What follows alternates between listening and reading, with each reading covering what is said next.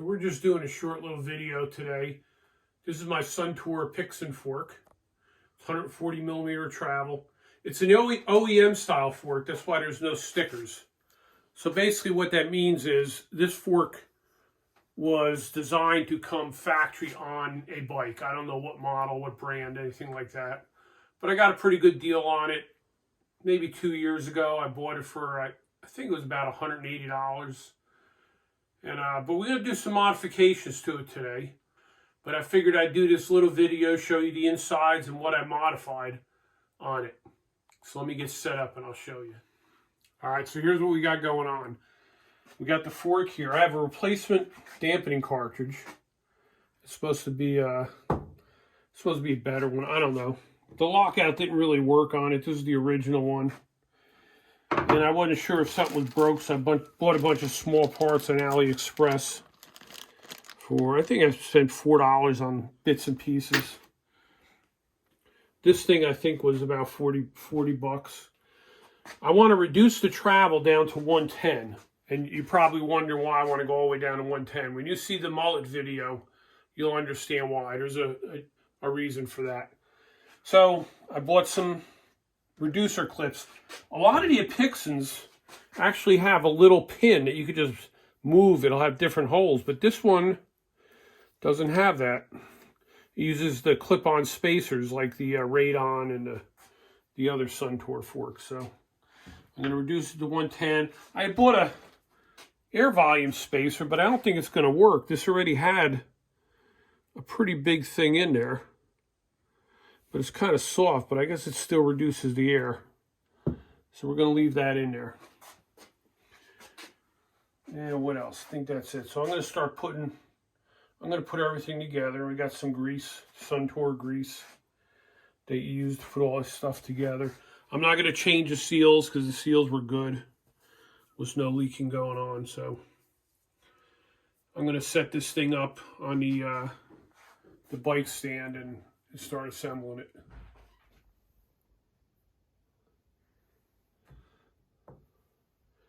You always got to remember to grease everything up on these when you're putting it together.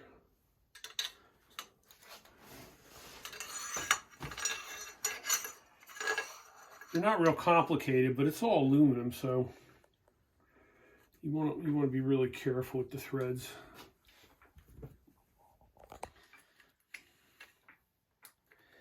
I got one of these specialty wrenches and I still had to grind it to make it work. There's not much clearance with these little 32 millimeter tubes. You don't need to be real tight, snug.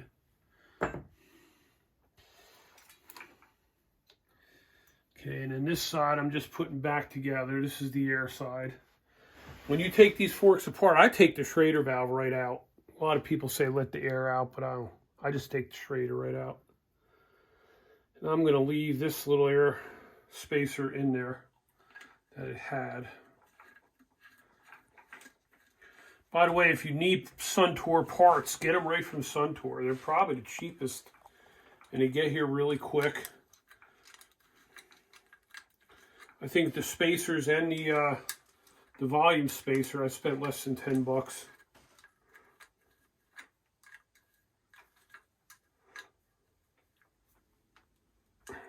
All right, so these little spacers just snap right on there. The other way. You see they got a little receiver end. So that goes into that little groove. So they go this way. And go up like that. Next one, same thing. The little opening. See how it's lower here and higher here? Goes right like that. Maybe stagger them.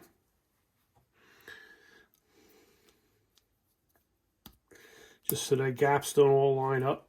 Probably wouldn't make any difference, but there. A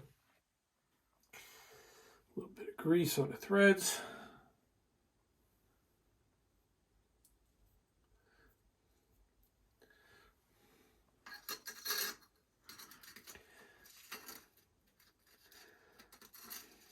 I always screw it backwards a little bit till I feel it drop in the thread.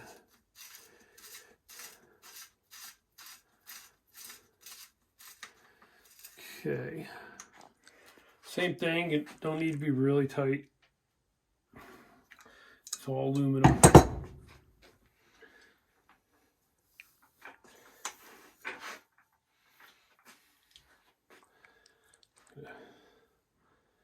Put some of this grease on here. Now, if this was all new parts, I'd be greasing the seals, greasing everything. This thing came apart. It was operational, no problem. So we just need a little extra work putting things back together.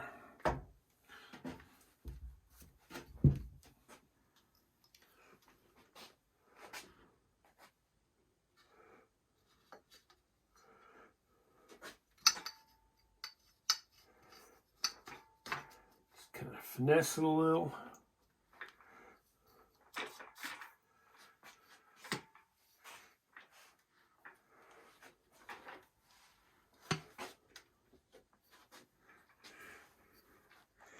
It pokes itself through.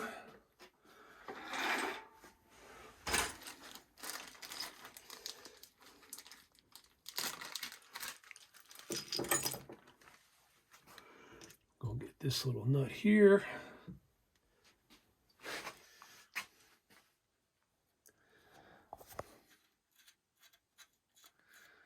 Thread that in there so we don't lose it.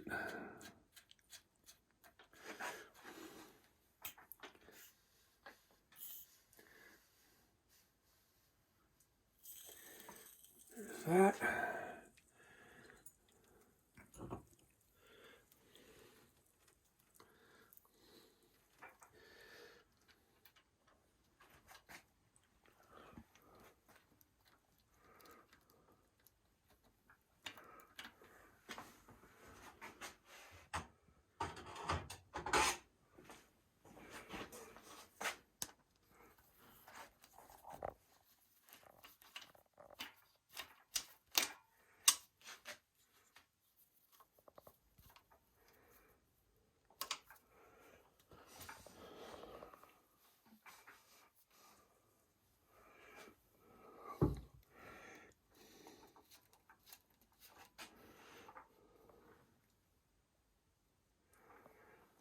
All right, so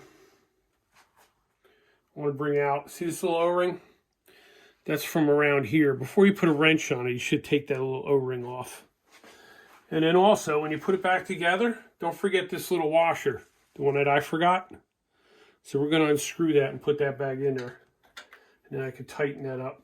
But it shouldn't go nowhere because it's already pulled through.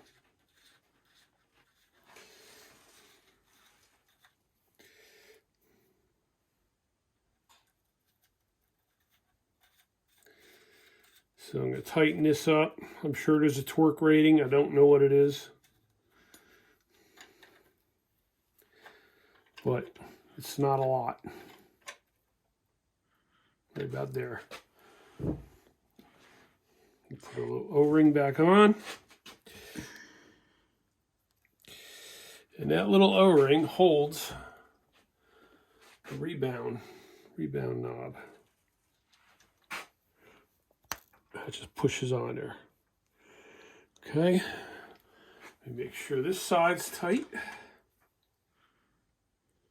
Looks good. Now, it should be 110 millimeter travel. Now, just let's see what the stanchions exposed are. So we're reading about 115. So 110 is probably 110 travel. There's usually a little bit extra on the Suntours. So it's about 110 travel.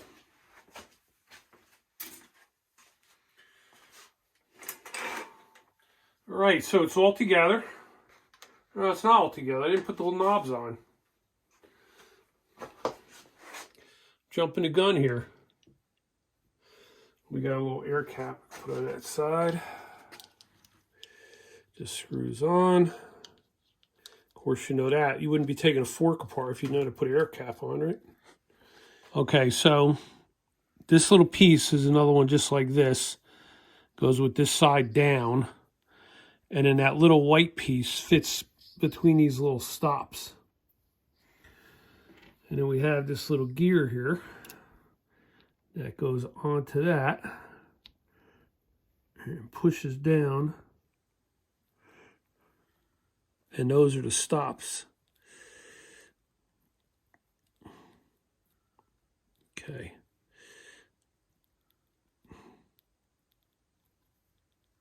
There, that's that stop. And then we're going to snap. I'm going to snap this on.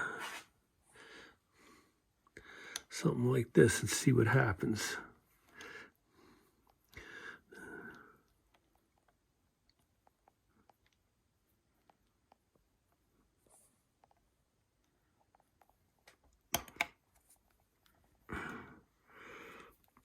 Nope, they ain't going down far enough.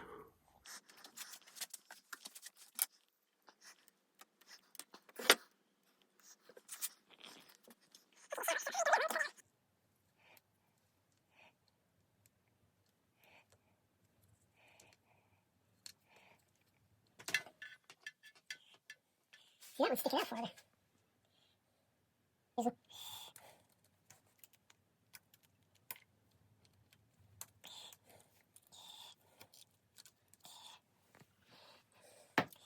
Well, that's disappointing. It was supposed to work in an Epixon fork, but I guess it's not going to. So guess what? We're going to have to put the original cartridge back in.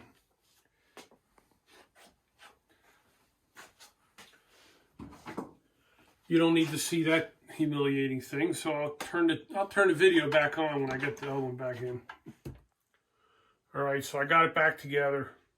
I put the original cartridge back in. For whatever reason, this is supposed to be for an Epixon fork. I wrote down all the numbers. I'm going to have to do some research, but this little thing sticks out too far for the lockout knob to fit. So I have to look into it.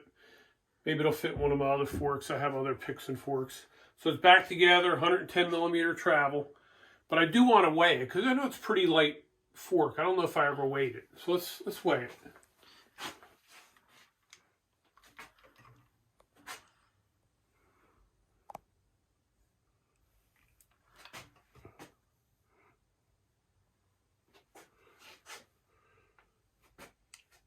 .83. That's a pretty light fork. It's a pretty light fork for something with a lot really good dampening and all. This fork worked really good on my polygon, so you're going to see in an upcoming episode why I reduced the travel, why I was working on this fork. So till then, see you next time.